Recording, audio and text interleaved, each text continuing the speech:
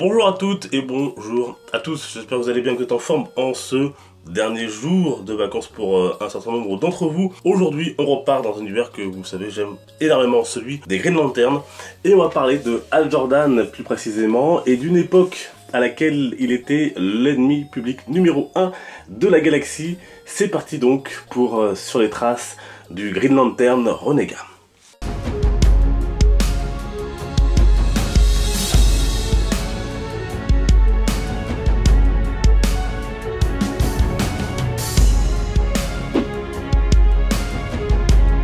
Intéressons-nous donc à une période assez récente dans le CV de Hal Jordan.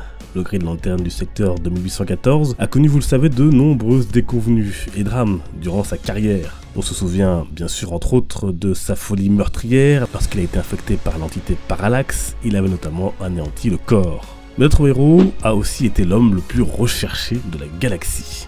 Et pourtant, pour une fois, il n'avait rien à se reprocher. Car si Jordan est devenu à ce moment persona non grata, un renégat même, c'est pour préserver l'image du corps qui était salement ternie après une succession d'événements. Hal a donc pris alors sur lui de tout endosser. Il mit également en scène le vol du gant de Krona, une arme aussi puissante que 10 anneaux. Pour cela, il a dû même tabasser avec sa complicité le massif Kilowog.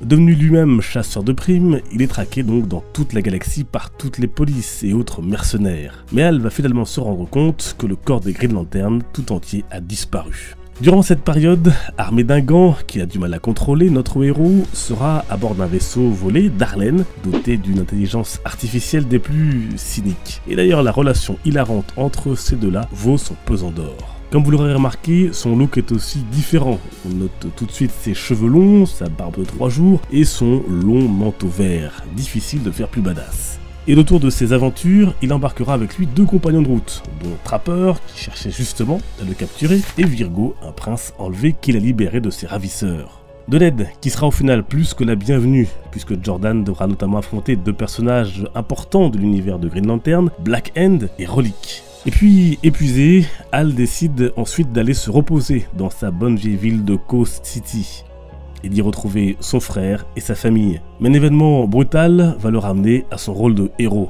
Il va devoir affronter Sonar, un méchant bien connu de l'univers des Green Lantern, réinventé par l'occasion par le scénariste Robert Venditti, qui scénarise d'ailleurs pour le moment l'excellente série Rebirth du personnage.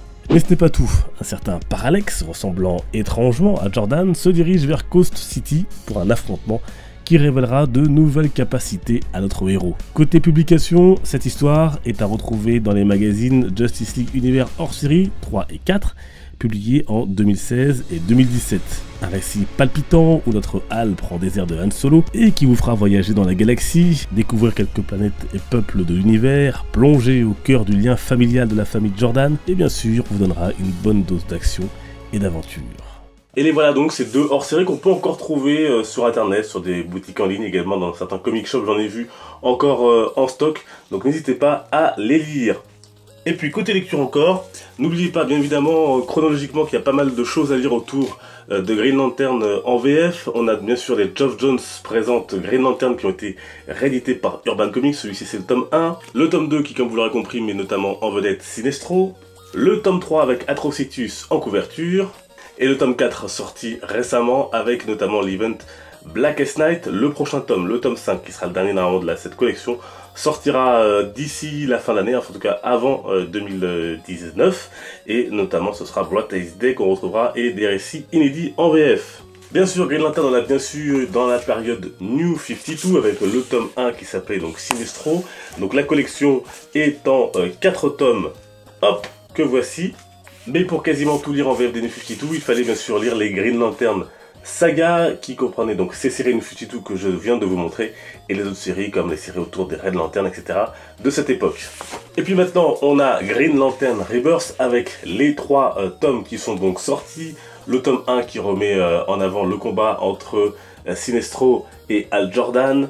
Nous avons également le tome 2 qui était vraiment pas mal du tout. Et puis donc celui que j'ai préféré dans cette série pour l'instant, c'est le dernier tome qui est sorti il n'y a pas très longtemps d'ailleurs. Allez, pour le plaisir, un peu de VO. On retrouve notamment Green Lantern Earth One, vous savez c'est comme Batman Terre 1, Wonder Woman Terre 1, Superman Terre 1 qui réinvente les origines de nos héros favoris. Et bien là c'est sur Hal Jordan. La VF devrait sortir d'ici quelques semaines, quelques mois. Et puis bien sûr en attendant une éventuelle anthologie sur Green Lantern en français par Urban Comics, comme les autres de la collection.